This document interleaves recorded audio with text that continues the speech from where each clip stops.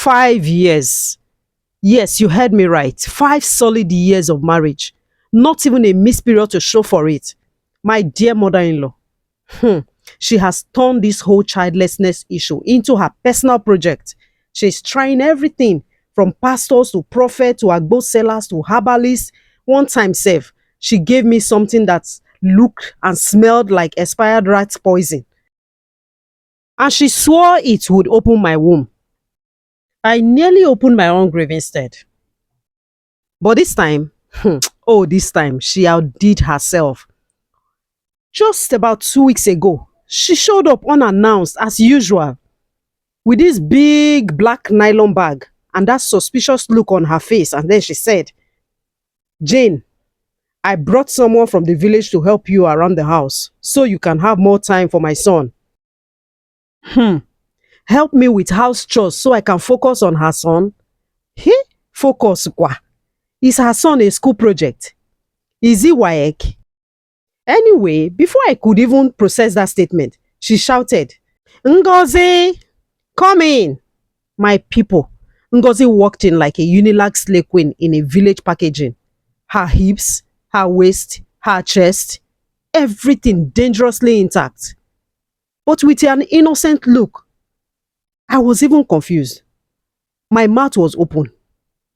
And I said to myself, is this one supposed to be a house help or a home breaker?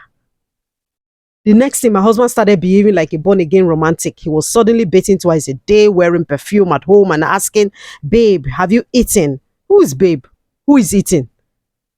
I started watching them like an FBI agent. If I open the curtain and they are talking, I will just record it mentally. And if he says, Ngozi, great job, I'll write it down. I even started speaking in parables. At one point, I tried to outshine Ngozi. I tied my wrapper tight like Bobrisky's waist trainer.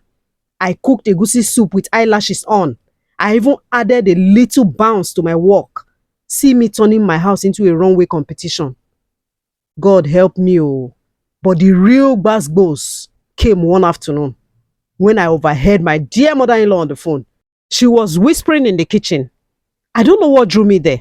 Maybe it was my ancestors, but I heard it with my own ears. And she said, just give it time. Jane will give up soon. That girl is very fertile.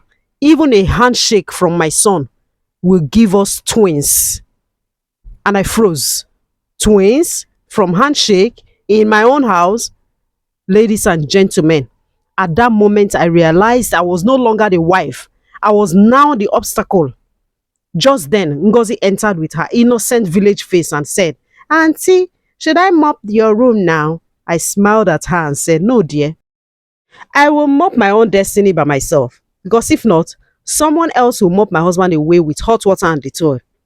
But you see, the real drama came one Saturday afternoon when I and my husband were watching the TV in the sitting room. My husband, the love of my life, he was talking to me, and out of nowhere, Ngozi walked in on us, wearing this short, not short, just slightly longer than a belt. You can imagine that kind of a skirt that if breeze blows, you will see her future.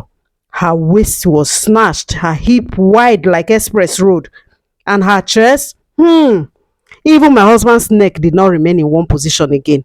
He greeted her with good morning twice. Yes, I said twice. And the way she bent down to pick something in front of us, I nearly screamed, Ngozi, are you helping or are you hunting? Ladies and gentlemen, that was the day I knew that if I blinked for too long in this house, I will wake up as the ex-wife. The next morning, my beloved mother-in-law showed up at our doorstep, looking all radiant, like somebody who has just won a lottery. And what has she come to do? Has she come to finish what she started? Is my husband a part of this plan? Am I just being naive or am I imagining things? What if my husband falls for this plan? What will be my end? How do I overcome this? Should I confront my husband on this issue? Or should I just give him some space? This was not our agreement before we got married though. Oh, it's true what they say about mother-in-laws. How do we make your life hell on earth? especially if you don't have any child for their son. Mother-in-laws, are they always like this? Or is mine just a different case? Well, find out the concluding part of the story in the next episode. If you are a returning subscriber, you are the bomb. And if you've come across my channel for the first time, I share amazing recipes and I share life experiences too. My name is Juliet.